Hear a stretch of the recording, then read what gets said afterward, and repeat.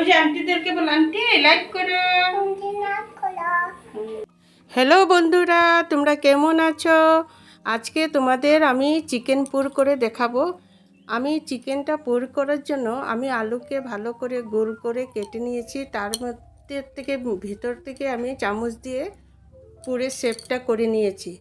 পরে আমি মাংসগুলো কুচি কুচি করে কেটে কড়াইতে তেল দিয়ে তেলের মধ্যে আমি পেঁয়াজ কুচি দিয়েছি, রসুন কুচি দিয়েছি, দিয়ে আমি ভালো করে একটু নাড়াচাড়া করলাম। করে আমি এটার মধ্যে আমি হলুদ গুঁড়ো দিয়েছি, লঙ্কার গুঁড়ো দিয়েছি, জিরার গুঁড়ো দিয়ে আমি ভালো করে ভেজেছি। এটাকে ভেজে স্বাদ মতো নুন দিয়েছি,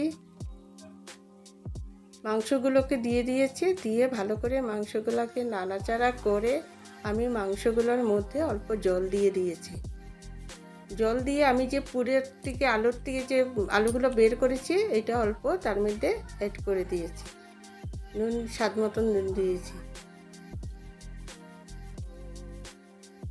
দিয়ে আমি ভালো করে নাড়াচাড়া করে একদম জল দিয়ে ভালো করে নাড়াচাড়া করে অল্প সেদ্ধ করার জন্য রেখে দিয়েছি।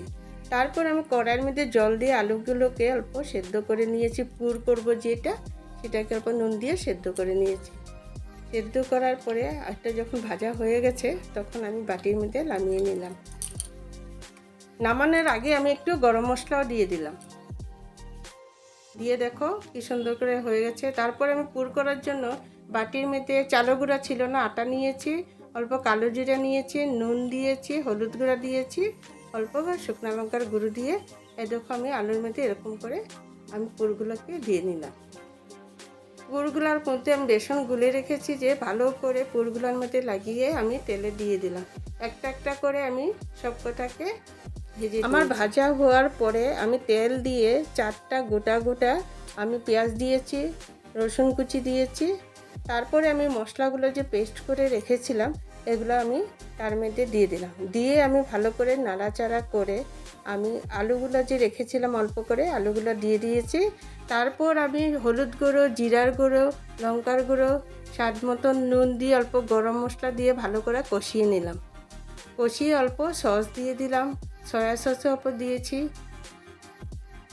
তারপর আমি জল দিয়ে দিলাম। ঝোলগুলো যখন হয়ে গেল তারপর আমি কি করলাম, পুরগুলোকে দিয়ে দিলাম, দিয়ে অল্প গরম মশলা দিয়ে অল্প ফুটিয়ে আমি এই দেখো বাটিতে আমি নামিয়ে নিলাম। আমি চিকেনটাকে একটু আলাদা ধরনের বানিয়েছি। আমার রেসিপিটা যদি ভালো লাগে প্লিজ একটা সাবস্ক্রাইব করে দেবেন। লাইক করো বলো, ওই যে আন্টিদেরকে বলো, আন্টি লাইক করো।